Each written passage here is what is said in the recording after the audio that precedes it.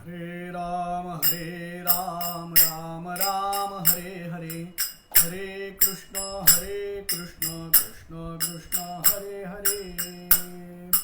हरे राम राम राम हरे हरे, हरे कृष्ण कृष्ण कृष्ण हरे हरे। हरे राम राम राम हरे हरे, हरे कृष्ण कृष्ण कृष्ण हरे हरे।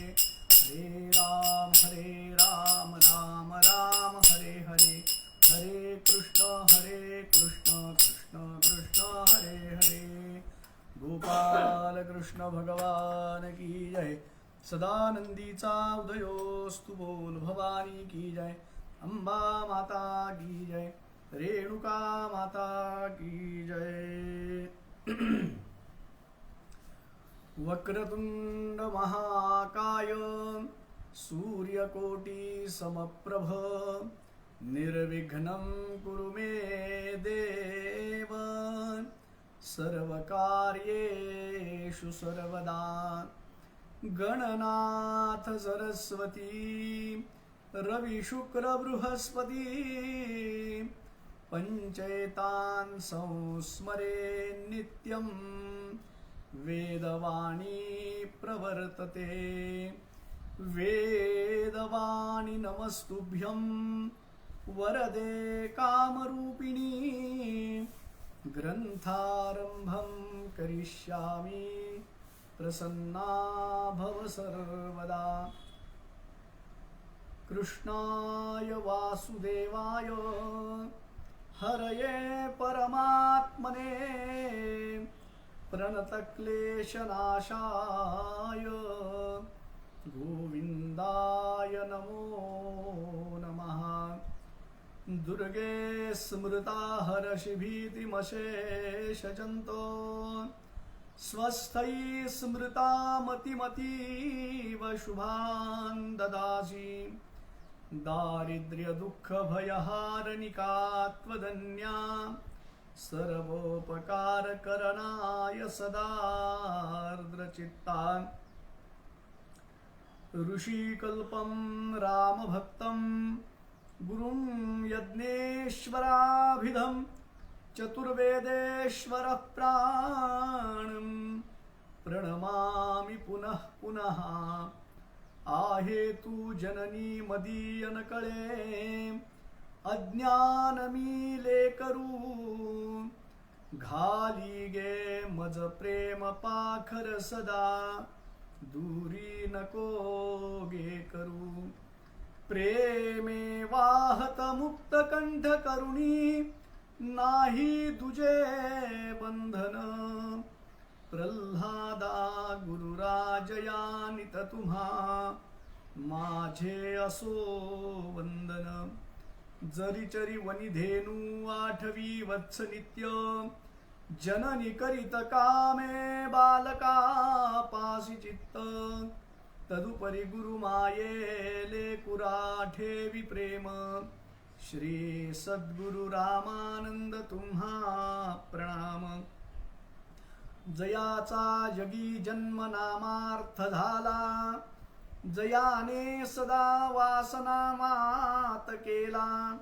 जयाच्या मुखी सर्वदा राम कीर्ती, नमस्कार त्या ब्रह्मचैतन्य मूर्ती। अनंत कोटी ब्रह्मांड नायक राजाधिराज सच्चिदानंद सद्गुरु श्री ब्रह्मचैतन्य रामानंद प्रल्हाद यज्ञेश्वर महाराज की जय। जय जय रघुवीर समर्थ चतुर्वेदेश्वर भगवान की जय।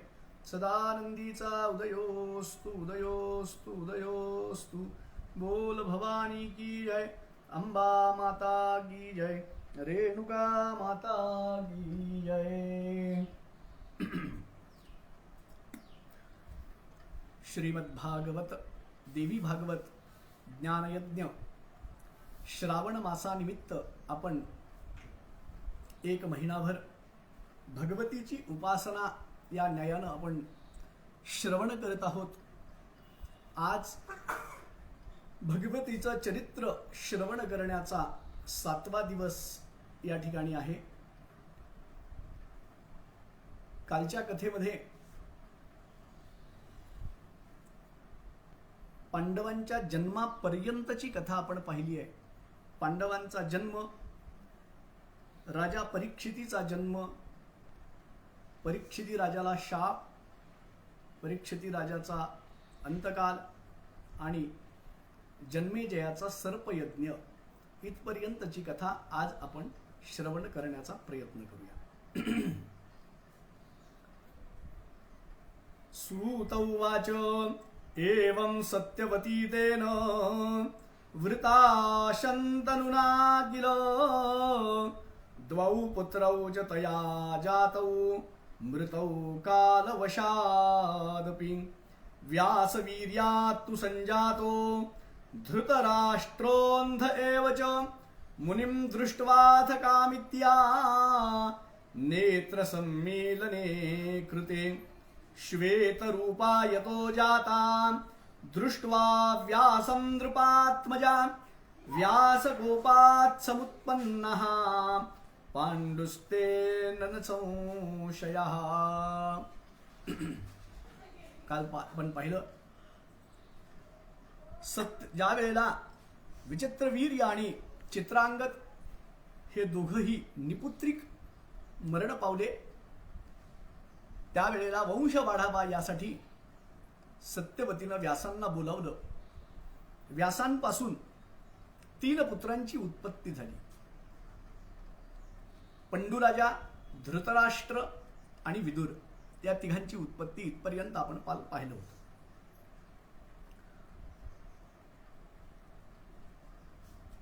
शुकदेव म्हणतात, राजा 3 पुत्र झाले, परंतु 3 तऱ्हेचे 3 पुत्र झाले. धृतराष्ट्र आंधळा, पंडुराजा पंडुरोगी आणि तिसरा जो झाला विदुर तो दासीपुत्र, दासीपासून उत्पन्न झाला. म्हणून राज्यावरती तिघही बसण्यास योग्य नव्हते. परंतु राज्यकारभार तसा ठेवता येत नाही. ज्येष्ठ पुत्र सोडून पांडूला राज्य सिंहासनावरती बसवलं आणि राज्य सिंहासनावरती बसवल्यानंतर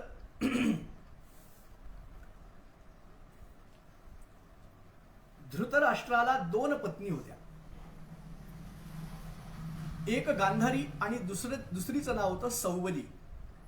भागवतामध्ये आपण पाहतो, पण भागवतामध्ये सगळे नावं येत नाहीत, पण देवी भागवतामध्ये सगळ्यांच्या नावानिशी खूप मोठं वर्णन देवी भागवतामध्ये येतं बरं का. गांधारीला 100 पुत्र झाले आणि सौबालीला 1 पुत्र झाला, त्याचं नाव होतं युयुत्सु. राजा पंडू याला 2 पत्नी, एक कुंती आणि दुसरी माद्री. मद्र देशाच्या राजाची मुलगी म्हणून तिचं नाव माद्री असं होतं.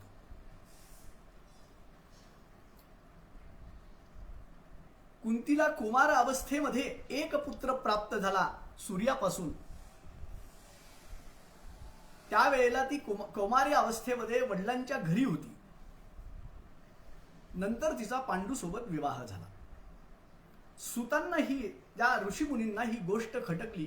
त्यांनी मध्येच सुतांना थांबवलं आणि विचारलं, महाराज अशा प्रकारे कुंतीला विवाहापूर्वी संतती झाली तरी देखील ती कौमारत्व तिचं कसं काय टिकून राहिलं, आणि राजा पंडूनं अशा मुलीशी विवाह कसा काय केला की जिला अगोदरच संतती आहे, असा कसा काय विवाह झाला, हे आम्हाला थोडंसं विस्तारपूर्वक सांगा. सूत म्हणतात, ही खरोखरच गोष्ट फार चमत्कारिक आहे बरं का. आधी पुत्र आणि मग विवाह. कौमार्य अवस्थेमध्ये असतानाच तिला पुत्र झाला याबद्दल मी तुम्हाला सविस्तर माहिती सांगतो. सूत म्हणतात, शूरसेनाची मुलगी, तिचं नाव कुंती असं होतं. जन्मतःच त्या मुलीला 2 जण मित्र होते, राजा कुंती भोज आणि शूरसेन. एका मित्राच्या घरी मुलगी झाली. त्यानं सांगितलं की राजा, ही मुलगी मला तू देऊन टाक. तिचं पुत्रवत मी तिचं पालन करीन. त्यानेही विशेष विचार न करता, जसं की रामायणामधलं पहा विशेष आहे, रामायणामध्ये असंच घडलेलं आहे. दशरथाला सगळ्यात पहिले एक मुलगी झाली होती. त्याच्या मित्रानं ती मागितली, दशरथानं देऊन टाकली. तसं या ठिकाणी सुद्धा कुंती भोजानं मागितल्याबरोबर शूरसेनानं आपली मुलगी त्याला देऊन टाकली. त्यानं देखील तिचं पुत्रवत पालन केलं आणि थोडीशी मोठी झाल्यानंतर तिला यज्ञशाळा सांभाळण्याचं कार्य तिच्यावरती सोपवलं. मग यज्ञशाळेमध्ये मोठे मोठे महान ऋषी यायचे, रोज ब्राह्मणांचा आशीर्वाद मिळायचा, रोज त्या ठिकाणी यज्ञ यागादिक कर्म सगळे चालायचे. एक दिवस त्या ठिकाणी दुर्वास ऋषी आले. बरेच दिवस दुर्वास त्या ठिकाणी राहिले आणि दुर्वास ऋषींनी जितके दिवस दुर्वास ऋषी होते तोपर्यंत कुंती रोज त्यांची सेवा करायची. त्यांना जे हवं नको ते सगळ्या गोष्टी तिनं पाहायच्या. अतिशय आनंदी अंतःकरणानं प्रसन्न चित्तानं त्यांची सेवा केली. ऋषी देखील अत्यंत प्रसन्न झाले आणि प्रसन्न झाल्यानंतर ऋषींनी कुंतीला एक महामंत्र दिला आणि तिला सांगितलं की या मंत्राच्या प्रभावानं कुठल्याही देवतेला तू बोलवलंस तर तुला जे हवं ते कार्य तो सिद्ध करेल, तुला संतती प्राप्त होईल. ऋषींना पुढं काय घडणार आहे हे माहिती असतं, म्हणून ऋषींनी तिला अगोदरच हा आशीर्वाद आणि मंत्र रूपानं आशीर्वाद दिला होता. पण माणसाचा स्वभाव कसा असतो, संतांनी दिलेला आशीर्वाद, संतांनी दिलेला मंत्र, संतांनी दिलेली जी आशीर्वाद रूपी फल असतं, मानवी स्वभावच असा आहे की त्याचा विश्वास माणसाचा लवकर बसत नसतो. म्हणून कधीही कुठल्याही संतानं खरोखर संत असली पाहिजेत. संतानं दिलेला जो आशीर्वाद आहे तो आनंदानं माणसानं ग्रहण करावा, सश्रद्धेनं तो घ्यावा, त्याच्यावर नितांत श्रद्धा, स्वतःच्या मनापेक्षाही जास्त श्रद्धा त्याच्यावर ठेवावी. कुंतीनं मनामध्ये विचार आला, मानवी स्वभावाप्रमाणे तिच्याही मनामध्ये असा विचार आला की खरोखरच यांनी जो दिलेला मंत्र आहे, ह्या मंत्र म्हटल्याबरोबर एखादी देवता खरंच येते का, आपण एकदा अनुभव घेऊन पाहावा. सहज काही ध्यानीमनी नसताना फक्त परीक्षा पाहण्याच्या उद्देशानं तिनं विचार केला आणि विचार केल्यावर आता बोलवायचं तर कोणत्या देवाला हे पण काही डोक्यात नाही, कारण फक्त परीक्षा पाहणे एवढाच फक्त उद्देश होता. त्यामुळे कुणाला बोलवायचं काही कळालं नाही. पंच उषः काल सकाळची वेळ होती आणि त्या सकाळच्या वेळेमध्ये अंगणामध्ये उभी असताना ती विचार करू लागली की कुठल्या देवतेला आपण बोलवावं. आणि समोर सूर्यनारायण उगवताना दिसले, म्हणून सूर्याचं आवाहन केलं. ओम उदुत्यंजात वेदसं देवं वहन्ति केतवाः ऋषे विश्वाय सूर्यं. सूर्यनारायणाला नमस्कार केला, आवाहन केलं. ध्येय सदा सवितृमंडल मध्यवर्ती नारायण सरसृजा सरसन्निविष्टः केयूरवान मकर कुंडलवान किरीटी हारी हिरणमय वपुरधृत शंख चक्रहा. असं म्हणून सूर्याचं आवाहन केलं. सूर्यनारायण आपल्या तेजोमंडलातून मनुष्य रूप घेऊन कुंतीच्या समोर येऊन उभे राहिले. कुंतीच्या समोर जसे येऊन उभा राहिले, कुंती मग मात्र घाबरली. प्रत्यक्ष सूर्यनारायण अवतरले त्या ठिकाणी, अत्यंत तेजस्वी. तिला भीती वाटायला लागली की आता आपण बोलावलं तर आहे, पण आता काय करावं. सूर्याला नमस्कार केला, सांगितलं महाराज मी फक्त परीक्षा पाहण्यासाठी मी बोलावलं होतं, ऋषींनी मला मंत्र दिला, फक्त परीक्षा पाहण्यासाठी मी बोलावलं होतं. मी आपणास विनंती करते, मी तर कौमारी आहे आणि या कौमारी अवस्थेमध्ये जर मला संतती झाली तर ती हितावह नसेल, माझ्यासाठी हितावह नसेल. त्यामुळे आपण आपल्या स्थानावरती परत जा. मी कधी ज्या वेळेला मला आवश्यकता वाटेल त्या वेळेला निश्चित मी आपणाला बोलवेन. सूर्याने सांगितलं, एकदा आवाहन केलं, मी इथे आलो तर कार्य जोपर्यंत सिद्ध होत नाही तोपर्यंत मी रिक्त हाताने जाऊ शकत नाही. आता पंचायत तिनं नानाविध प्रकारे सूर्याला विनंती केली, पण सूर्यनारायण काही ऐकायला तयार नाही. त्यांनी सांगितलं की आता तुला संतान दिल्याशिवाय मी जाऊच शकत नाही, तुला त्याचा स्वीकार करावाच लागेल. असं जर तू नाही केलंस, तू जर नकार दिलास, तर ज्या ऋषीनं तुला मंत्र दिलेला आहे, आशीर्वाद दिलेला आहे, त्यालाही मी शाप देईल आणि तू नकार दिल्यामुळं तुलाही मी शाप देईल. कुंतीनं सर्वतोपरी विनंती केली. त्यावेळेला सूर्यानं सांगितलं की तू चिंता करू नकोस, ही गोष्ट कधीही कुणालाही कळणार नाही, कुणालाच समजणार नाही, तुझा कौमार्यत्व सुद्धा भंग होणार नाही, तू कुमारिकाच राहशील. असा वर दिल्यानंतर सूर्यापासून तिला गर्भधारणा झाली. आणि आता हे इतके दिवस कसं काय 9 महिने ठेवायचं पोटात, 9 महिने कसं ठेवावं, सगळे घरामध्ये राजवाड्यामध्ये सगळे आई वडील सगळेजण आहेत. तिनं काहीतरी अनुष्ठान करायचं म्हणून एकांत वासामध्ये 9 महिने राहिली. 1-2 दासी सोबत होत्या, त्या दासींना घेऊन राहिली. बालकाचा जन्म झाला. जन्म झाल्याबरोबर त्या दासीनं विचारलं, महाराणी काही चिंता करू नका, तुम्ही म्हणाल मी तसं करायला तयार आहे. त्यावेळेला तिनं एक पेटी आणायला सांगितली आणि त्या पेटीमध्ये त्या बालकाला ठेवलं आणि तिला सांगितलं की याला दूर कुठेतरी नेऊन ठेव.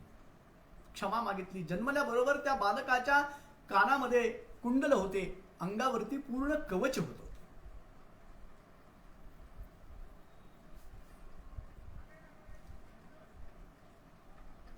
आता शुकतालच्या कथेमध्ये कर्णाच्या पूर्वजन्माबद्दल मी कथा सांगितली होती. सहस्रबाहू नावाचा राक्षस असतो. नरनारायणाच्या रूपामध्ये नरनारायणांनी 1000 वर्ष तपश्चर्या करून त्याचे सहस्र कवच 999 कवच त्याचे तोडले. शेवटी तो सूर्यनारायणाला शरण गेला असता सूर्यनारायणांनी सांगितलं, भगवंताने सांगितलं की आता सूर्यनारायणा तू याला देऊन टाक, याचा आम्हाला घात कर, याचा मारायचंय, याचा वध करायचा आहे, हा फार त्रास देतो जनतेला, देवादिकांना खूप त्रास दिलेला आहे. सूर्याला शरण गेल्यामुळं सूर्यानं सांगितलं चिंता करू नका महाराज, आता तो त्रास देणार नाही, मला तो शरण आलेला आहे आणि मला शरण आल्यामुळं मी आता शरणागतावर दया करणे हा माझा धर्म आहे. नरनारायणानं सांगितलं ठीक आहे, हरकत नाही, पण त्रेतायुगामध्ये मात्र ज्या वेळेला मी कृष्ण रूपानं जन्म घेईल आणि हा जो नर आहे हा अर्जुनाच्या रूपानं जन्म घेईल आणि त्यावेळेला त्याचा वध होईल, असा भगवंतांनी त्यावेळेला ठरवलेलं होतं. नरनारायणाच्या अवतारामध्ये जन्म झाल्याबरोबर त्याला सोडून दिलं. सोडून दिल्यानंतर सूर्यनारायणाला नमस्कार केला, आपल्या घरी आली. अभेद्य तिचं कौमार्य राहिलं सूर्याच्या कृपेनं, आशीर्वादानं.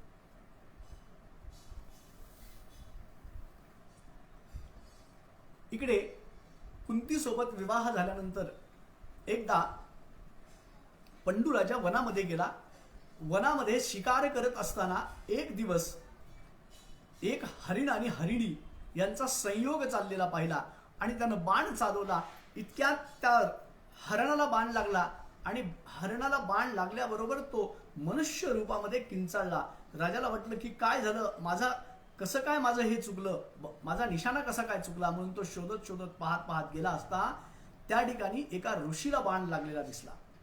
ऋषीला बाण लागल्याबरोबर ऋषींनी सांगितलं की मी प्रणय क्रीडा करत असताना तू मला मारलंस, मला बाण लागला, माझा त्यातच मृत्यू झाला, मी तुला शाप देतो की ज्या दिवशी तू स्त्री जवळ जाशील त्या दिवशी तुझा घात होईल, तुझा मरण होईल, तुझा मृत्यू होईल. अत्यंत खिन्न झाला राजा. घरी आला, आपल्या दोन्ही पत्नीला त्यानं सगळा वृत्तांत घडलेला सांगितला. राज्याचा त्याग केला, धृतराष्ट्राला राज्यावरती बसवलं आणि वनामध्ये तो तपश्चर्येसाठी म्हणून निघून गेला. असं झाल्यानंतर बराच काल गेला. एक दिवस कुठेतरी तो कथा श्रवणासाठी गेला असता त्या ठिकाणी त्याला असं ऐकलं त्यानं की निपुत्रिकाला गती नसते.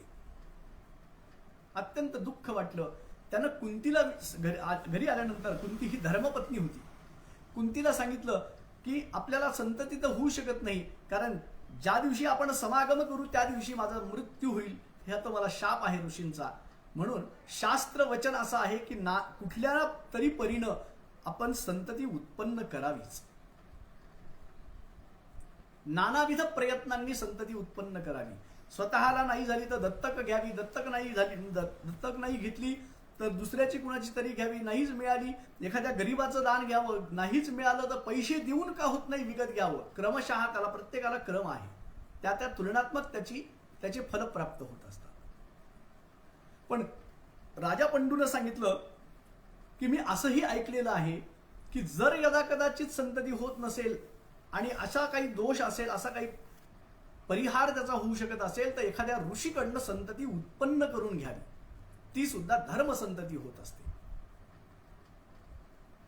त्यात असं ज्या वेळेला राजानं सांगितलं कुंतीला, त्यावेळेला तिनं सांगितलं महाराज हे सगळं करण्याची आवश्यकता नाही, मला कुठल्याही ऋषीकडे जाऊन संतान उत्पन्न करण्याची आवश्यकता नाही. बालवयामध्ये असताना, बालपणामध्ये मला दुर्वास ऋषींनी अत्यंत प्रभावी एक मंत्र दिलेला आहे आणि त्या मंत्राच्या प्रभावानं ज्या देवतेला मी बोलावीन त्या देवतेपासून मला संतान उत्पन्न होईल, असा तो महामंत्र आहे. राजा पंडूनही तिला परवानगी दिली, काही हरकत नाही, तू अशा रीतीनं संतती उत्पन्न केलीस तरी चालेल, माझा कुरुकुल वाढेल, माझा वंश वाढेल. आणि तिनं हात जोडून नम्र प्रार्थना केली. कुठल्या देवतेला बोलवावं तर धर्मराजाला बोलवलं आणि धर्मराजाला विनंती केली. धर्मराजापासून युधिष्ठिराची उत्पत्ती झाली. क्रमशः पुन्हा वायुदेव आणि इंद्र यांच्यापासून भीम आणि अर्जुनाची उत्पत्ती झाली. 3 संतती झाल्या. त्यावेळेला एक दिवस माद्रीनं आपल्या पतीजवळ विनंती केली, महाराज मी सुद्धा खूप दुःखी आहे, मला सुद्धा एखादी संतती व्हावी अशी माझी इच्छा आहे. राजा पंडूनं कुंतीला सांगितलं की तिलाही तो मंत्र सांग. आणि मग तिला मंत्र सांगितल्यावर तिनं युग्म असणाऱ्या ऋषींचा मंत्र त्याला सांगितला आणि युग्म असणाऱ्या अश्विनी कुमारांचा मंत्र तिला सांगितला. आणि अश्विनी कुमारांचा मंत्र पठन केल्यानंतर अश्विनी कुमारांपासून तिला जुळे संतती उत्पन्न झाली, नकुल आणि सहदेव. 5 वर्षात दोघींना मिळून 5 संतती झाल्या.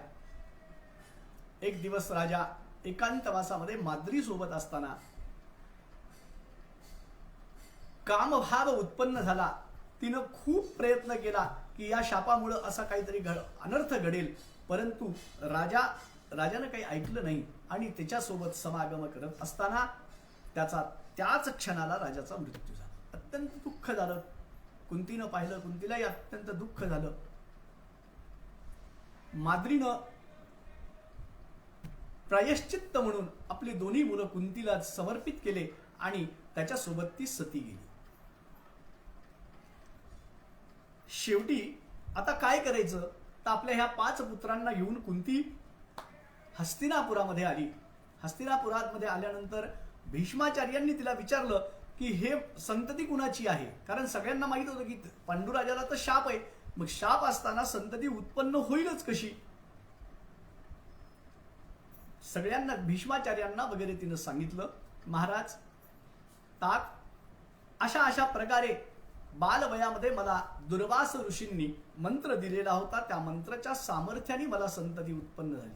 सगळ्यांना विश्वास वाटावा, खरं वाटावं म्हणून त्या सगळ्या देवतांचं तिनं पुन्हा आवाहन केलं. आकाश मार्गामध्ये आकाशात येऊन सगळ्या देवतांनी सांगितलं की हे संतान आमचेच आहेत. त्यावेळेला अत्यंत आनंद झाला भीष्माचार्यांना. राजपुत्राप्रमाणे त्यांचं स्वागत झालं आणि आपल्या याच्यामध्ये घेऊन गेले.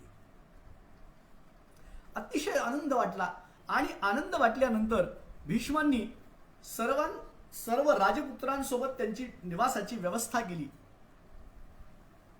सूत म्हणतात अशा रीतीनं सूक्ष्म कमी वेळामध्ये पांडवांच्या जन्माची कथा मी तुम्हाला सांगितलेली आहे.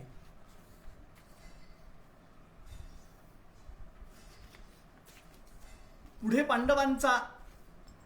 पांडव ज्या वेळेला लाक्षागृहामध्ये पांडवांचा घात होणार, तिथून पांडव वाचले आणि पुढे गेले असता द्रौपदी सोबत त्यांचा विवाह झाला. 5 पांडवांची पत्नी झाली द्रौपदी. अर्जुनाचा सुभद्रेसोबत विवाह झाला. कृष्णाच्या संमतीनं अर्जुनानं पळवून नेलं होतं तिला आणि तिच्यापासून अभिमन्यू आणि द्रौपदीला प्रत्येक पांडवापासून एक असे 5 पुत्र झाले. अभिमन्यूची पत्नी अत्यंत सुंदर अशी, तिचं नाव होतं उत्तरा. ती पांडवांची सून होती. गर्भवती असत्यावेळी तिच्या गर्भावरती द्रोणाचार्यांचा मुलगा अश्वत्थामा यांनी ब्रह्मास्त्राचा प्रयोग केला आणि त्यामध्ये तो बालक, तिच्या गर्भातला जो बालक होता तो मारला गेला. भगवान गोपाल कृष्णांच्या कृपेनं त्याला पुनरुज्जीवन प्राप्त झालं. परत तो जिवंत झाला आणि त्यावेळेला भगवंताच्या अद्भुत शक्तीनं कृष्णानं तो जिवंत केला. वंश नष्ट झाल्याचं अत्यंत दुःख वाटत होतं. इतक्यात भगवंताने अशा प्रकारचं कर्म केल्यामुळं सगळ्यांना अतिशय आनंद वाटला की आता आपला वंश निश्चितच वाढेल. त्या आनंदाला पारावार राहिला नाही. धृतराष्ट्राचे 100 मुलं युद्धामध्ये मारले गेले होते. धृतराष्ट्र फार दुःखित होता. तरी देखील धृतराष्ट्र आणि गांधारी पांडवांसोबतच राहायची, कारण दुसरा काहीच मार्ग नव्हता. राहणार तर कुठे राहणार, अंध दोघंही. तिनं तर डोळ्याला पट्टी बांधलेली होती. धृतराष्ट्र जन्मांध होता म्हणून पांडवांसोबत राहायचा. दुर्योधन, सगळे कौरव मारले गेलेले होते. युधिष्ठिर रोज सेवा करायचा, पण भीम मात्र रोज ताणे मारायचा, त्याला रोज बोलायचा. ज्या वेळेला युधिष्ठिर दर्शनाला जात असे रोज, त्या वेळेला प्रत्येक वेळेला भीम त्याला ताणे मारायचा. अंधळा म्हणायचा. ज्या वेळेला आम्हाला मारण्याचा प्रयत्न केला त्या वेळेला लाज नाही वाटली. आता आमच्या घरात राहून आमचं खातोस, असं खूप विचित्र बोलायचा. विदुरानं बऱ्याच वेळेला त्याला सांगितलं की आता तू या ठिकाणाचा त्याग कर, पण धृतराष्ट्र काही ऐकायला तयार नाही. धृतराष्ट्रानं सांगायचं, माझे पुतणे खूप चांगले आहेत, माझी खूप सेवा करतात. धर्मराष्ट्र अत्यंत माझी सेवा करतो, रोज माझ्या पुत्रापेक्षाही जास्त माझी सेवा करतो. विदुरानं सांगितलं की आता तुझा अंतकाल जवळ आलेला आहे, आता तरी तू सुधर. तुझ्या पुत्रांचं कल्याण करण्यासाठी तू काहीतरी कर, श्राद्धाधिक कर्म त्यांची कर. कारण 36 वर्ष जवळपास झाली होते कौरव पांडवांचा युद्ध संपन्न होऊन, पण त्यांची क्रिया मात्र केलेली नव्हती कौरवांची. धृतराष्ट्रानं एक दिवस धर्मराजाला विनंती केली, प्रार्थना केली, नमस्कार केला आणि विचारलं, महाराज, माझी एक इच्छा आहे, मला थोडंसं धन हवंय, माझ्या पुत्रांचं कर्म करण्यासाठी मला धन हवंय. युधिष्ठिरानं सांगितलं, ठीक आहे, काही हरकत नाही, मी सगळ्या माझ्या भावांना विचारतो, बोलतो आणि तुम्हाला उद्याच्याला सांगतो. सभेमध्ये सगळ्यांसमोर प्रस्ताव मांडल्याबरोबर सगळेजण तयार झाले, पण भीम मात्र तयार झाला नाही. भीम अत्यंत क्रोधिष्ठ झाला. युधिष्ठिराला म्हणाला, तुझ्या या चुकीचे फल आम्ही आतापर्यंत भोगतो आहोत. कुठल्याही प्रकारचं काहीही कारण नसताना तू आम्हाला दुःखी केलेलं आहेस.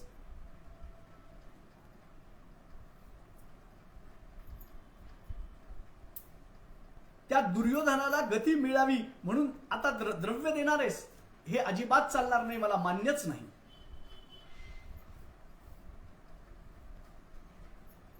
दुर्योधनाला जर याला धृतराष्ट्राला धन जर दिलं, दुर्योधनाला गती मिळावी म्हणून तो आंधळा सुखी होईल,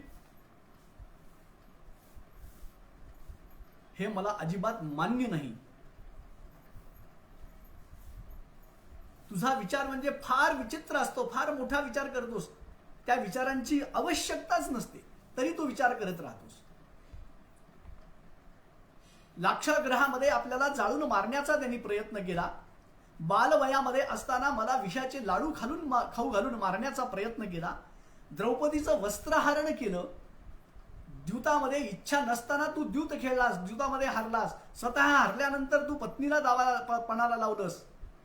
हा अधिकार आला कुठून?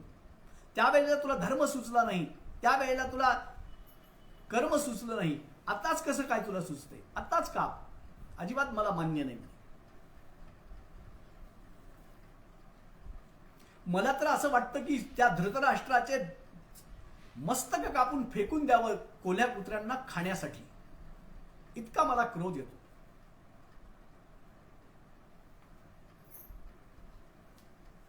असं बोलून भीम मोठ्या तिमिरीनं त्या सभेमधून निघून गेला.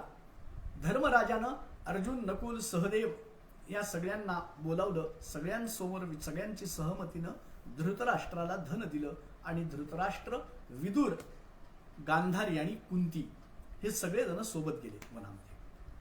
कुंतीला पांडवांनी खूप थांबवण्याचा प्रयत्न, तू कशासाठी जातीयेस? तू तर आमची माता आहेस, तुझी सेवा करणं आमचा धर्म आहे. पण कुंतीनं काही ऐकलं नाही. कुंती म्हणे मी यांच्यासोबत जाणार आहे. म्हणून कुंती निघून गेली. कारण कुंतीनं भगवंताला मागूनच घेतलं होतं. विपदस संतुन शाश्वत शाश्वत तत्र जगद्गुरो हो, की मला सतत सतत सतत दुःखच दे. कारण जितक्या वेळेला तू दुःख देशील तितक्या प्रतिक्षणाला मला तुझं स्मरण होत राहील. आणि अंतकाळ, भगवद्गीतेमध्ये जसं भगवंतांनी सांगितलेले, अंतकालेच मामेवम स्मरण मुक्त्वा कलेवरम या प्रयादबद्भावम याति नास्त्यत्र संशयः, की मला अंतकालाला तुझं नामस्मरण आलं पाहिजे. तर मग प्रत्येक क्षणाला मला तुझं स्मरण झालं तर अंतकालाला मला तुझं स्मरण होईल. तरी सुद्धा उत्तम गती, म्हणजे हजारो वर्ष तपश्चर्या करून सुद्धा सगळ्या ऋषीमुनींना अजूनही संशय असतो की भगवंताचं अंतकालाला नाम मुखात येईल का नाही. जन्म जन्म मुनी जतन कराही अंतराम कही आवत नाही. हजारो वर्ष तपश्चर्या करून सुद्धा भगवंताची प्राप्ती होईल किंवा नाही हे कुणालाही माहित नाही, सांगता येत नाही, कन्फर्म सांगू शकत नाही.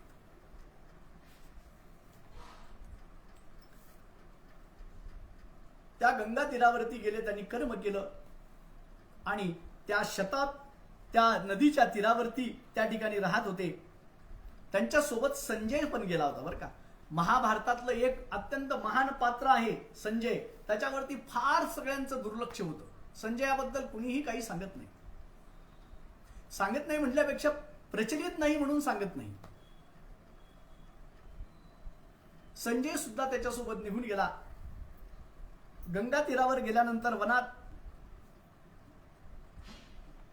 शतयूप या नदीच्या ठिकाणी एका त्या ठिकाणी आश्रमामध्ये झोपडी घालून ते राहत होते.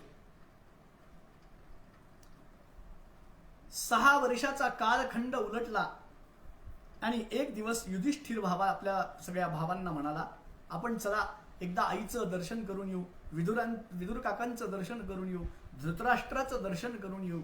बरेच दिवस झालेले आहेत, जिवंत आहेत काय माहिती नाहीये, आपण एकदा जाऊया. म्हणून सगळेजण त्या आश्रमामध्ये आले.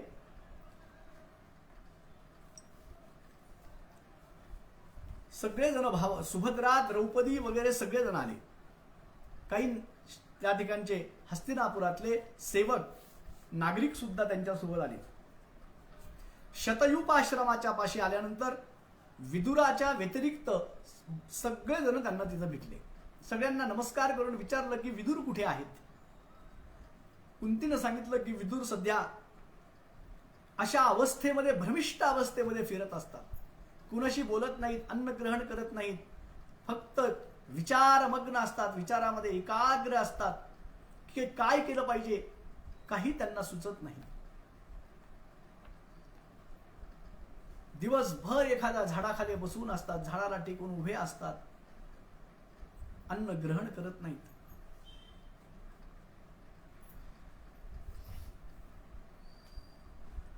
त्यावेळेला धर्मराज युधिष्ठिर त्यांना शोधण्यासाठी म्हणून वनामध्ये फिरत फिरत फिरत असताना एका वृक्षाखाली विदुर त्यांना उभे असलेले दिसले. युधिष्ठिराने नमस्कार केला आणि सांगितलं की मी आपल्या दर्शनासाठी आलेलो आहे, नमस्कार माझा स्वीकार करावा.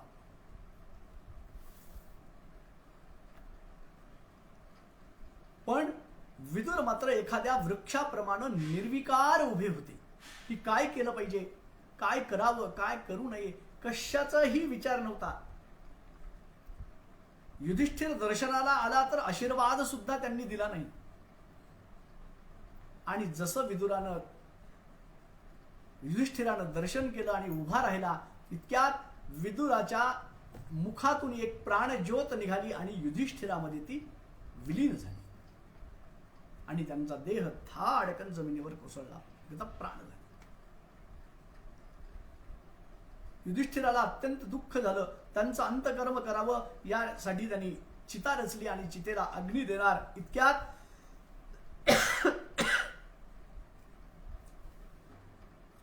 आकाशवाणी झाली की विदुरा, हे धर्मा, युधिष्ठिरा, त्याला अग्नी देऊ नकोस. कारण विदुर संन्यासी आहे, संन्यासाला दहन करत नसतात, त्याचा देह तसाच सोडून दे. आणि विदुर निघून आले. युधिष्ठिर त्या ठिकाणाहून नमस्कार करून निघून आला. सगळ्यांना अत्यंत दुःख झालं. गंगेमध्ये स्नान केलं. ही बातमी धृतराष्ट्राच्या कानी आली. असा बराच काल गेल्यानंतर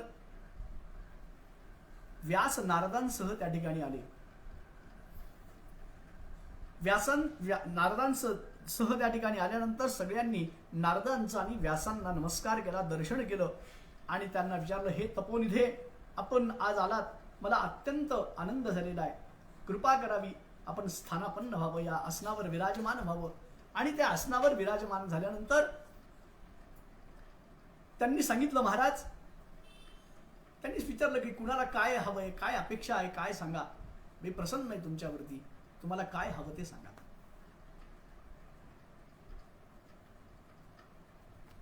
कुंतीनं सांगितलं, महाराज, आपण खरंच सर्व शक्तिमान आहात, माझी एकच इच्छा आहे, विवाहापूर्वी मला जो पुत्र झालेला होता कर्ण, त्याचं एकदा मला दर्शन व्हावं. त्याला मी डोळे भरून पाहिलंच नाही, एकदा त्याचं दर्शन व्हावं ही माझी इच्छा आहे.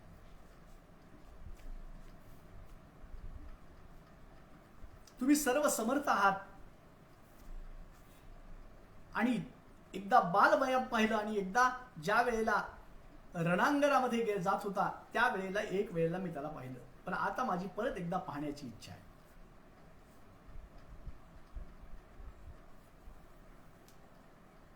गांधारीने विनंती केली. गांधारीने सांगितलं, माझे पुत्र ज्या वेळेला युद्धाला निघाले त्याच्यानंतर ते परत आलेले मी पाहिलंच नाही, मला त्यांचं सुद्धा एकदा दर्शन व्हावं अशी इच्छा आहे. सुभद्रेनं सांगितलं, महाराज, माझ्या प्राणापेक्षाही प्रिय असणारा माझा पुत्र अभिमन्यू, त्याला एक वेळेला पाहण्याची माझी इच्छा आहे. असं सगळ्यांचं मनोरथ ज्या वेळेला व्यासांनी ऐकलं, व्यासांनी ध्यान लावलं, प्राणायाम केला आणि त्या सनातनी भगवती देवीचं स्मरण केलं. सर्वमंगल मांगल्ये शिवे सर्वार्थ साधिके शरण्ये त्र्यंबके गौरी नारायणी नमोस्तुते. शरणागत दीनार्थ परित्राण परायणे सर्वस्यार्ति हरे देवी नारायणी नमोस्तुते. हे विश्वजननी, मी तुझं स्मरण करत आहे, तुझी विनम्र प्रार्थना करत आहे. अशा रीतीने भगवतीची स्तुती केली. देवस्वरूपिणी, ब्रह्मस्वरूपिणी आहेस. जेव्हा ब्रह्मा, विष्णू, शिव, कुबेर, वरुण, यम, अग्नी हे कुणीही नव्हते, त्यावेळेला तू आणि फक्त तू एकटीच होतीस. ज्या वेळेला हवा, पाणी, वायू, पृथ्वी, आकाश कुठलंही तत्व नव्हतं, त्यावेळेला तू एकटी होतीस. बुद्धी, इंद्रिय, अहंकार, सूर्य, चंद्र हे कुणीही नव्हते, त्यावेळेला फक्त आणि फक्त तू एकटी होतीस. म्हणून मी तुला नमस्कार करतो. सर्व जीवांच्या चित्तामध्ये हिरण्य गर्भरूप तू समाविष्ट असतेस. ज्यांची लिंग शरीरे सुषुप्तीमध्ये नेऊन सुद्धा कल्पांतापर्यंत स्वतंत्र विचरण तू करतेस. ज्ञान मार्गाने सुद्धा तुला कुणी जाणू शकत नाही. तू या सगळ्या प्रपंचापासून विभक्त आहेस, वेगळी आहेस. हे देवी मी तुला साष्टांग नमस्कार करतो. हे आई मी तुला साष्टांग प्रणिपात करतो.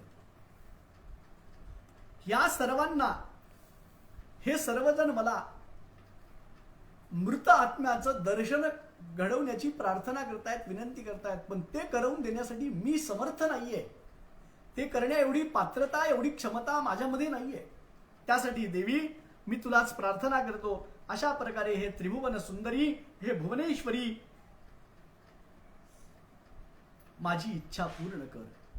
शुकदेवांनी अशा प्रकारे भगवतीचं स्तवन केल्या करता क्षणी ती मायारूपिणी भगवती तिनं सगळ्यांना स्वर्गामधून आणून या ठिकाणी उभं केलं. सगळ्यांनी आपल्या आपल्या पुत्रांना नेत्र भरून पाहिलं, मन भरून पाहिलं. सगळ्यांना अत्यंत आनंद झाला, सगळ्यांचं समाधान झालं. व्यासांनी पुन्हा विनंती केली व देवीने त्या सर्व मृतजीवांना त्यांच्या समोर आणून उभं केलं. सगळ्या व्यासांनी परत विनंती केली, देवी आता माते यांना परत आपल्या स्थानावरती पाठव.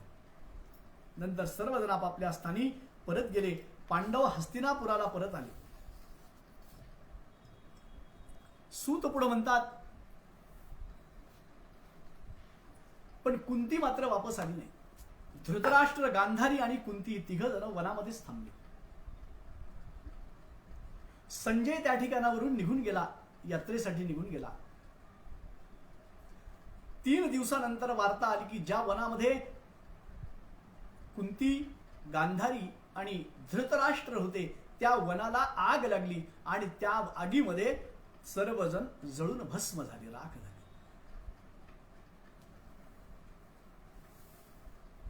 कौरवांचा नाश झाल्यापासून 36 वर्ष उलटली होती. 36 वर्ष झाल्यानंतर प्रवास क्षेत्री एक वेळेला भागवतातली कथा आहेत, भागवतात सगळ्या देवी भागवतातल्याच कथा आहेत. पण यामध्ये फरक असा आहे की देवी भागवतातल्या आणि भागवतातल्या कथेचा कल्पाचा फरक आहे बरं का. त्यामुळे त्या सगळ्या कथा वेगळ्या वेगळ्या आपल्याला वाटतात. भागवत श्रीमद भागवत लिहिणारा व्यास वेगळा, 27 व्यास आहेत. आपण पहिल्या दिवशीच पाहिलं की प्रत्येक व्यासांनी वेगवेगळ्या कथा लिहिलेल्या आहेत. प्रत्येक द्वापार युगामध्ये ज्या ज्या कल्पामध्ये जितक्या वेळेला द्वापार युग येतं त्या प्रत्येक द्वापार युगामध्ये सगळे ग्रंथ, सगळे पुराण लिहिले जातात पुन्हा पुन्हा. म्हणून जितके आतापर्यंत पुराण झालेले आहेत, जितके द्वापार युग झालेले आहेत, त्या प्रत्येक द्वापार युगामध्ये वेगळे वेगळे पुराण लिहिलेले आहेत. म्हणून हा आपल्याला वेगळा वेगळा भास निर्माण होतो, वेगळी वेगळी कथा श्रवण करायला मिळते.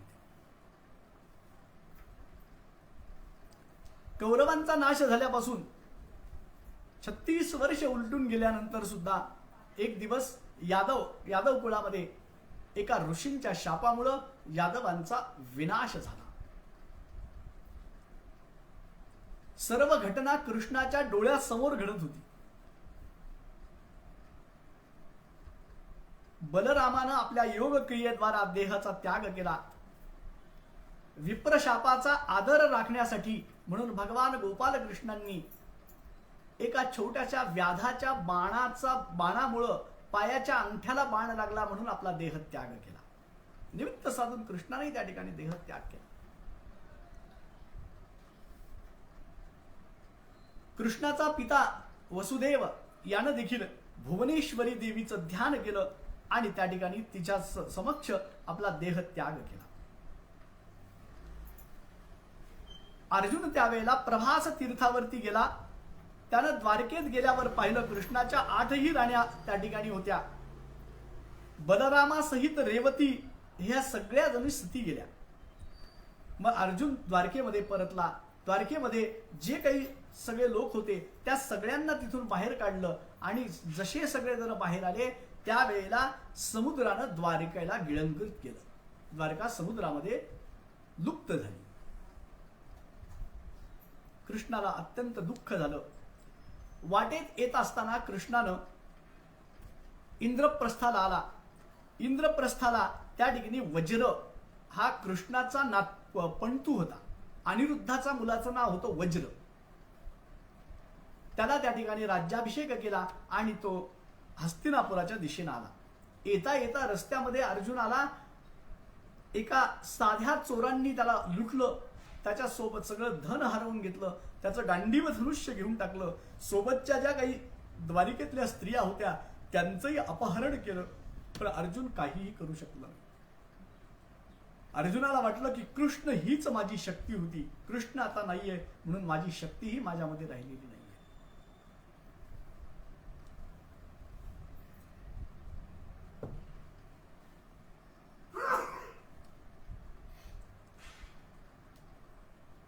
पांडवांना ज्या वेळेला ही सगळी हकीकत कळली, पांडवांनी आपला नातू राजा परीक्षित याला राज्याभिषेक केला आणि पांडव वनवासामध्ये बद्रिक आश्रमाच्या दिशेने निघून गेले.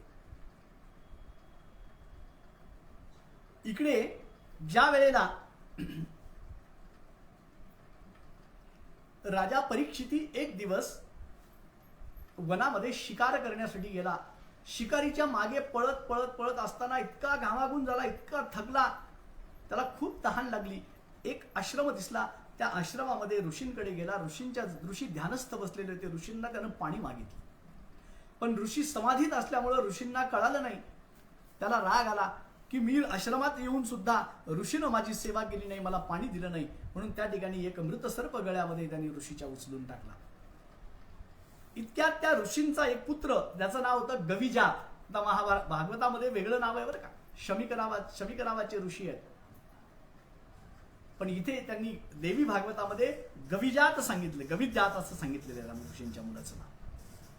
मित्रांबरोबर खेळत असताना काही मित्रांनी त्याला सांगितलं की तुझ्या वडिलांच्या गळ्यामध्ये अशा अशा प्रकारचा साप टाकलेला आहे राजानं.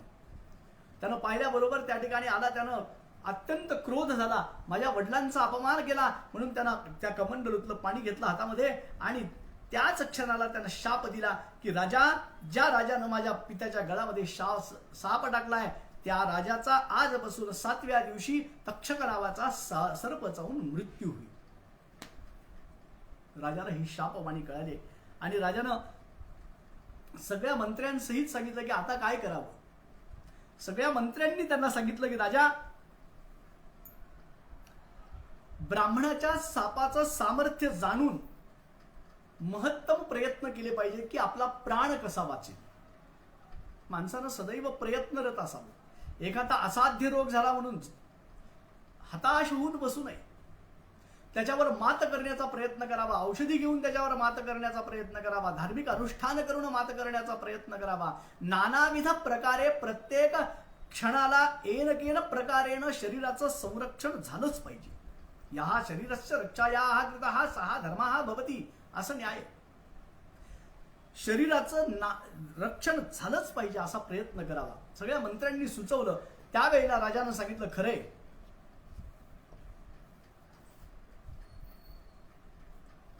राजानं सगळ्या मंत्र्यांना सांगितलं की असा एखादा मंत्र किंवा असा एखादा मांत्रिक, असा एखादा औषध आहे का की जे सर्प चावल्यानंतर सुद्धा त्याला तो दुरुस्त होऊ शकेल, रोग निवारण होऊ शकेल, असं एखादा असेल तर सांगा. आपण त्या ऋषींना, त्या एखाद्या मंत्र म्हणणाऱ्याला, एखाद्या मांत्रिकाला किंवा एखाद्या त्या वैद्याला आपण या ठिकाणी बोलावून ठेवू. ऋषीचा शाप सत्य होणार हे माहिती आहे, पण आपण आपल्या परीने सगळे प्रयत्न करूया. अगोदर तर असाच प्रयत्न करूया की या माझ्या महालामध्ये कुणी येऊच शकणार नाही 7 दिवस पर्यंत. 7 ताळाची अशी उंच एक इमारत होती. त्या इमारतीमध्ये सगळ्यात उंच शेवटच्या मजल्यावरती राजा जाऊन बसला. सगळीकडनं पूर्ण पॅक केलं की हवा सुद्धा त्या ठिकाणी येऊ शकत नव्हती, इतकं हे केलं. त्या ठिकाणी आपल्या सगळ्या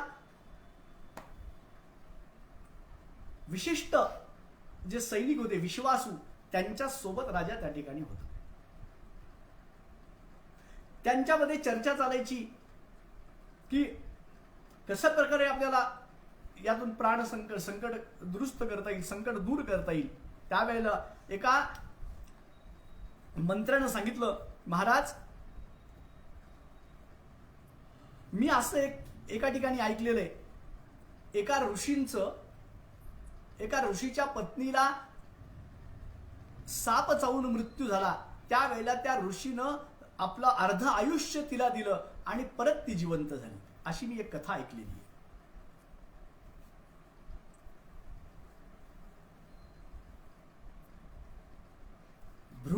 भृगूची पत्नी पुलोमा नावाची होती. त्या उभयतांना जो पुत्र झाला त्याचं नाव होतं च्यवन. शर्यातीची रूपवान मुलगी सुकन्या हिच्याशी त्या च्यवनांचं लग्न झालं. त्यांना श्रीमान आणि प्रमती नावाचा एक मुलगा झाला.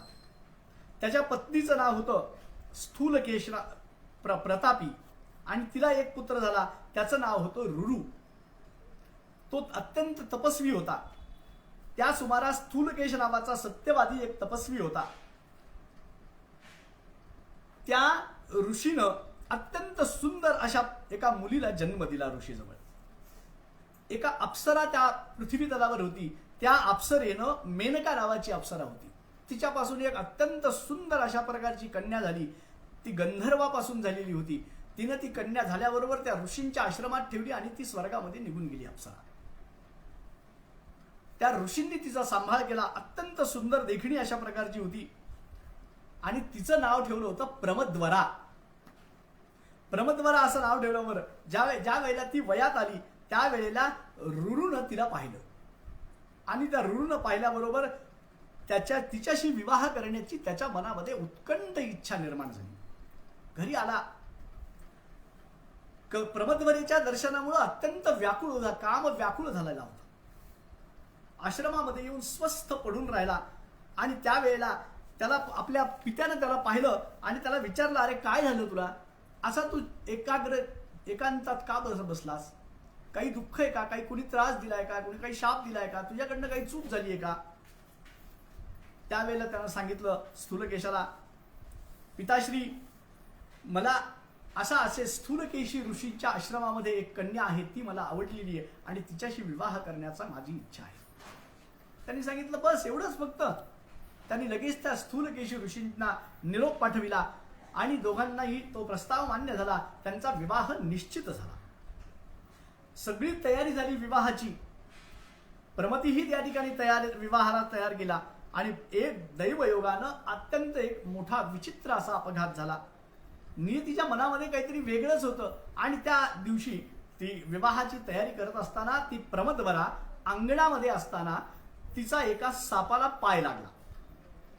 सापाला पाय लागल्याबरोबर त्या सापानं कडाडून तिला दंश केला आणि ती जागीच मरण पावली. तिला मेलेलं पाहिल्यानंतर सगळीकडे कोलाहल झाला. सगळेजण चिंताक्रांत झाले. आता काय करावं? कुणालाच काही समजेना आता काय केलं पाहिजे. रुरुच्या पण कानावर ही गोष्ट आली. रुरु त्या ठिकाणी आला, अत्यंत दुःखित झाला. आता विचार करत होता की आता मी काय करू जगून तरी? मी कशासाठी जगू? काही त्याला सुचेना. माझी पत्नी जर आता राहिलेली नाहीये तर मीही देखील प्राण त्याग करतो असा त्याने विचार केला. पुन्हा त्याच्या मनामध्ये विचार आला की आत्महत्या हा तर महादोष आहे. आत्महत्या करून काय मिळणार आहे? मी कुठेतरी अधांतरी लटकत राहील. स्वर्गात गेल्यावर सुद्धा माझी तिची भेट होणार नाही. त्यामुळं आपण प्रयत्न केले पाहिजेत. नानाविध प्रयत्नांनी तिचा प्राण कसा वाचेल हाच आपण प्रयत्न करूया.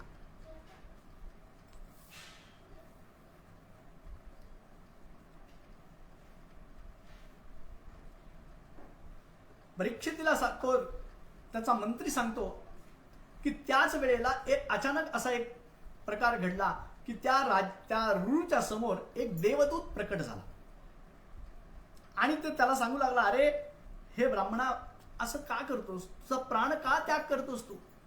महत प्रयत्नाने एक एक योनी कोटी कोटी फेरा मग लगे रे मानव देह वारा. एका एका योनीमध्ये एक एक कोटी कोटी वेळेला जन्म घेतल्यानंतर मग मानवाचा देह प्राप्त होतो आणि अशा क्षुल्लक कारणासाठी तू देह त्याग करतोस. एक एक योनी कोटी कोटी फेरा. एका एका योनीमध्ये एक एक कोटी, किती कोटी योनी आहेत बघा? 84 लक्ष योनी आहेत. मग या 84 लक्ष योनीमध्ये एक एक कोटी वेळेला जन्म घेतल्यानंतर मग माणसाचा जन्म प्राप्त होतो. त्याला सांगितलं, अरे दुसरी एखादी सुंदर मुलगी पहा आणि तिच्याशी विवाह कर. काय पडलं त्याच्यामध्ये? जाणारा तर जाणारच आहे. प्रत्येक जीव जाण्यासाठीच आलेला आहे. हे माणसाला जन्मापासून ठरलेलं आहे. जन्मणे, जगणे आणि जाणे, तिन्ही पण गोष्टी एकत्रित होणारच आहेत त्या. पण तो काही ऐकायला तयार नाही. त्यांनी सांगितलं त्या देवदूतांना, अरे तू कितीही दिवस असा बसलास तरी सुद्धा ती परत जिवंत होणे शक्य नव्हे. पण त्यानं प्रयत्न मात्र सोडले नाही. तो रुरू म्हणाला, हे देवदूता, तू सांगतोस ते ठीक आहे, पण मी तुला सत्य सांगतो की मी तिच्याशिवाय जगूच शकत नाही. मी दुसऱ्या कुणाशीही लग्न करणार नाही. ही जर जिवंत नाही झाली तर मी माझा प्राण त्याग निश्चित करेन, ही मी ठरवलेलं. पण काही केल्यात तो ऐकायला तयार नाही. त्यावेळेला त्याचा निश्चय पाहून त्या देवदूतानं असं सांगितलं, मी तुला एक असा उपाय सांगतो की ज्या योगे तू तुझं अर्ध आयुष्य तिला देऊन तिला जिवंत करू शकतोस. त्यांनी सांगितलं, काही हरकत नाही, ठीक आहे, माझं अर्ध आयुष्य दिलं, आम्ही दोघं जण एकदाच जाऊ, काही हरकत नाही, चालेल मला. मग सगळ्या त्या रुरू हतबल झाल्यानंतर शेवटी सगळे जण त्या यमदेवाकडे गेले. यमराजाला साष्टांग नमस्कार केला आणि त्याला सांगितलं, विश्वावसू तो गंधर्व, त्या मुलीचा जो पिता होता विश्वावसू, ते देखील त्या ठिकाणी आले. हे सगळे जण मिळून यमराजाकडे गेले आणि यमराजाला विनंती केली, प्रार्थना केली, महाराज, हा रुरू आपल्या पत्नीला आपलं अर्ध आयुष्य देण्यासाठी तयार आहे, तर आपणास विनंती आहे की तिला परत जिवंत करा. यमराजाने परवानगी दिली. विश्वावसू आणि या देवदूताने मिळून याचं अर्ध आयुष्य संकल्पयुक्त त्या परमध्वरीला दिलं. ती जिवंत झाली.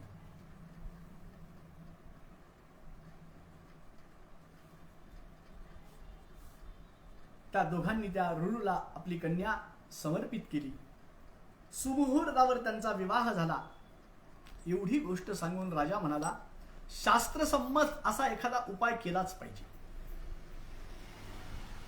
आणि मंत्र, शास्त्र, औषध यावरती विश्वास ठेवलाच पाहिजे. जर विश्वास ठेवला तर आणि तरच त्याचा उपयोग होत असतो.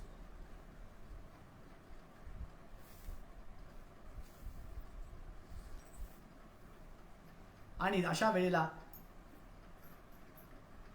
राजाने निश्चय केला की महत्तम प्रयत्नांनी मी आता माझा प्राण वाचवणारच आहे. इतक्यात त्या काळामध्ये सगळीकडे ही बातमी पसरली. एक कश्यप नावाचा ब्राह्मण अत्यंत मंत्रवेत्ता होता. त्याच्याकडे असा काही मंत्र होता की कुठल्याही सापानं चावल्यानंतर एका क्षणामध्ये तो माणसाला त्या परत जिवंत करायचा. इतका महान मंत्र त्याला एका ऋषींनी दिलेला होता. त्यानं विचार केला, चला आपण जाऊयात हस्तिनापुराला. राजाला जर आता ऋषीपुत्रानं शाप दिलेला, राजा तो मरणारच आहे, आपण त्याला पुन्हा जिवंत करू आणि राजाला जिवंत केल्यानंतर आपल्याला खूप मोठं धन प्राप्त होईल. त्याच्या मनामध्ये लालसा उत्पन्न झाली आणि तो हस्तिनापुराच्या दिशेनं निघाला. इकडे तक्षकाला सुद्धा ही सगळी बातमी कळाली होती. तक्षक सुद्धा राजाला दंश करण्यासाठी एका ब्राह्मणाचं रूप घेऊन तो निघाला होता. वाटेत त्या दोघांची भेट झाली, कश्यपाची आणि त्याची. कश्यप घाईघाईनं चाललेला. इतक्यात त्या राजानं त्याला तक्षकाने विचारलं, महाराज कुठे चाललात इतक्या घाईघाईनं? त्या विचाराला काय माहिती हा तक्षक असणार. त्यानं सरळ सरळ जे काही आहे ते सांगितलं. त्यानं सांगितलं की मी राजाला वाचवण्यासाठी चाललेलो आहे. तक्षक नावाचा साप राजाला 7व्या दिवशी चावणार आहे, म्हणून मी त्या ठिकाणी जाणार आहे. माझ्यामध्ये एवढं सामर्थ्य आहे की मी त्याचे सहज रीतीनं राजाला मी पुन्हा जिवंत करू शकतो, एवढं माझ्यात सामर्थ्य आहे. तक्षकाला पटलं नाही. तर त्यावेळेला तक्षकानं त्याला सांगितलं की मला तू सिद्ध करून दाखव असं म्हटल्याबरोबर समोर एक वडाचं मोठं प्रचंड हजारो वर्षापूर्वीचं झाड होतं. त्यानं सांगितलं तक्षकानं की या झाडाला मी चावा घेतो, ह्या झाडाचं तू या झाडाला परत जिवंत करून दाखव. त्या ऋषीनं त्या कश्यपानं सांगितलं, त्याची राख जरी झाली तरी मी त्या राखेतून परत झाड उत्पन्न करून दाखव. तक्षकानं त्या झाडाला असा काही चावा घेतला की त्या वडवृक्षाची पूर्ण राख झाली. आणि राख झाल्यावर त्या कश्यपानं हातामध्ये कमंडलूतलं पाणी घेतलं, मंत्र म्हटलं आणि त्या राखेवर शिंपडल्याबरोबर जसं होतं त्याच्याही पेक्षा बहरदार असं झाड त्या ठिकाणी उत्पन्न झालं. तक्षकाला पटलं की हा खरोखरच अत्यंत विद्वान आहे आणि याच्यामध्ये सामर्थ्य आहे, शक्ती आहे. त्यानं सांगितलं की तू राजाकडे कशासाठी चाललास? त्यानं सांगितलं, अरे मला धन मिळेल त्याच्यापासून. तक्षकानं सांगितलं, अरे तुला किती धन पाहिजे, त्याच्याकडून जेवढं मिळणार नाही त्याच्यापेक्षा 1000 पटीनं तुला मी धन देतो, पण जाऊ नकोस. त्यानं विचार केला, जर मी याचं ऐकलं तर भविष्यामध्ये मला लोभी म्हणून लोक नाव ठेवतील. राजाला जिवंत केलं तर राजाकडनं धन तर मिळेल, पण सन्मानही मिळेल आणि पूर्ण जगामध्ये माझी ख्याती होईल. येन केन प्रकारेण प्रसिद्ध पुरुष भवेत, नानाविध प्रकारांनी घडम भिंद्यात पटम चिंद्यात कुर्यात रासवरोहणम, येन केन प्रकारेण प्रसिद्ध, नानाविध प्रयत्नांनी पुरुषांनी प्रसिद्ध होण्याचा प्रयत्न करतात. तसं यानं विचार केला की मी आता निश्चित मी असा प्रयत्न करीन. त्यामुळे त्याला सांगितलं, मला तुझं धन नकोय, मी राजाकडेच जाणार. आणि ध्यान लावून त्यानं, पण त्या तक्षकानं त्याला सांगितलं, अरे माणूस एक दिवस आलेला जाणारच आहे, कधी ना कधी जाणार, त्याचं जर आयुष्य संपलं असेल तर तू काहीच करू शकणार नाहीस. त्यावेळेला त्यानं पाहिलं, खरोखरच आहे म्हणे. त्यानं ध्यान लावून पाहिलं, राजाचं आयुष्य संपत आलेलं होतं. त्यानं त्याच्याकडनं धन घेतलं आणि निघून गेला. तक्षक त्या ठिकाणी आला, पाहिलं त्या ठिकाणी त्याला काही मध्ये जाण्याचा छोट्यातला छोटा सुद्धा चान्स दिसला नाही. कसं जावं, 7वा दिवस उगवला पण जाता काही येईना. इतके पहारेकरी, इतकं कडोकट बंदोबस्त होता की काही केल्या त्याला काही मध्ये जाता येत नव्हतं. आणि मग त्यानं आपल्या जे बंधू होते काही साप, त्या सगळ्या सापांना विनंती केली की तुम्ही काही ब्राह्मणांचं, ऋषींचं रूप घ्या आणि राजाकडे जा, राजाला प्रसाद रूपानं फळं द्या, असं सांगितलं. बरेचसे ऋषी सर्प ऋषीच्या रूपामध्ये त्या ठिकाणी आले. त्या सगळ्यांनी, आणि त्या फळं घेऊन आले होते. एका फळामध्ये तक्षक आळीच्या रूपानं जाऊन बसला आणि सगळ्या ऋषी आल्यानंतर सगळ्या ऋषी रूपामध्ये असलेल्या सापांनी विनंती केली की राजाला अशा अशा प्रकारचा सर्पदंश होणार आहे, आम्हाला कळालं, म्हणून राजाला आशीर्वाद देण्यासाठी आणि प्रसाद रूपानं हे फळं देण्यासाठी आम्ही आलेलो आहोत, तर राजाला आम्हाला भेटू द्या. त्या सगळ्या सेवकांनी सांगितलं की आजचा दिवस कुणालाच भेटता येणार नाही. त्यांनी सांगितलं, ठीक आहे, तुम्ही तुमच्या जशी इच्छा, पण आमचं एक काम करा, राजाला हा प्रसाद फळं राजाला देऊन द्या. आता कुणाच्या मनात काही संशय आला नाही, काही नाही. त्यांनी ते सगळे फळं घेतले आणि राजाकडे घेऊन गेला, राजाच्या समोर ठेवले. राजाला सांगितलं, महाराज आत्ताच काही ऋषी आले होते तुम्हाला आशीर्वाद देण्यासाठी, परंतु आम्ही त्यांना काही मध्ये येऊ दिलं नाही आणि त्यांनी हा प्रसाद आपल्याला दिलेला आहे, आपण हा प्रसाद ग्रहण करावा अशी त्यांची इच्छा. राजानं पाहिलं की सूर्यास्त होत आलेला आहे, मी आत्तापर्यंत जिवंत आहे, काही क्षणच बाकी आहेत, सूर्य अस्तमानाला गेलेला आहे, म्हणून मी जिंकलो, ऋषीचा शाप खोटा ठरला. राजाने सांगितलं, हे फळ घेऊन जा, तुम्ही प्रसाद करा, एक फळ मी घेतो. राजाने ते फळ फोडलं, त्यातून एक आळी निघाली. राजाने विचार केला, चला सूर्यास्त होत आलेला आहे, ऋषीचा शाप सुद्धा खोटा ठरू नये, म्हणून ही जी आळी आहे ना, हिच्यापासून मी दंश करून घेतो.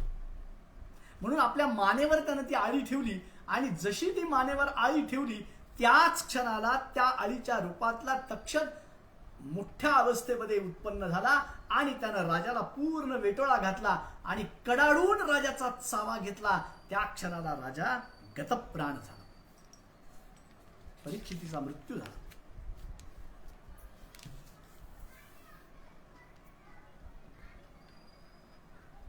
आणि त्या राजाचा मृत्यू झाल्याबरोबर अत्यंत दुःख झालं. त्याची उत्तर क्रिया केली. त्याचा मुलगा जन्मेजय अत्यंत लहान होता, छोटासा होता.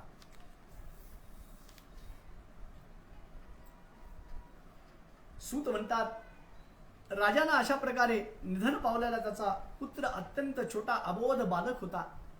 त्या बालकाचे सगळे संस्कार झाले, मोठा झाला. मोठा झाल्यानंतर ज्या वेळेला त्याला राज्याभिषेक झाला आणि त्या वेळेला एक दिवस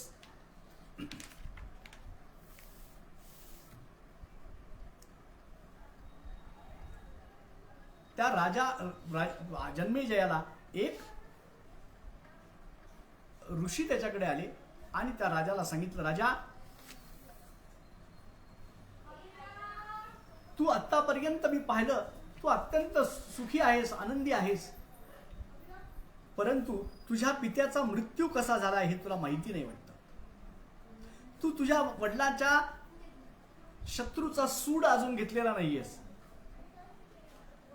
तू तुझा काळ चैनीत घालवतोयस.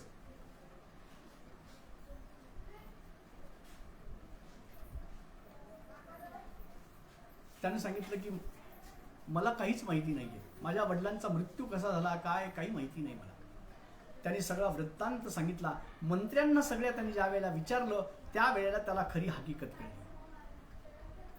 त्या मुलीचं नाव होतं उत्तंक मुनी. त्या कारण त्या उत्तंक ऋषीला त्या तक्षकानं सुद्धा त्रास दिलेला होता आणि तो त्याचे काही करू शकत नव्हता. म्हणून तो शोधातच होता की तक्षकाचा कुणी एखादा शत्रू आपल्याला दिसतो का, सापडतो का, ज्याच्या योगे आपल्याला त्याचा हे करता येईल. राजाला त्यानं शेवटी पटवलं आणि त्याला सांगितलं की आता तू सर्पयज्ञ कर. राजाने सुद्धा ठरवलं की आपण आता सर्पयज्ञ करूया.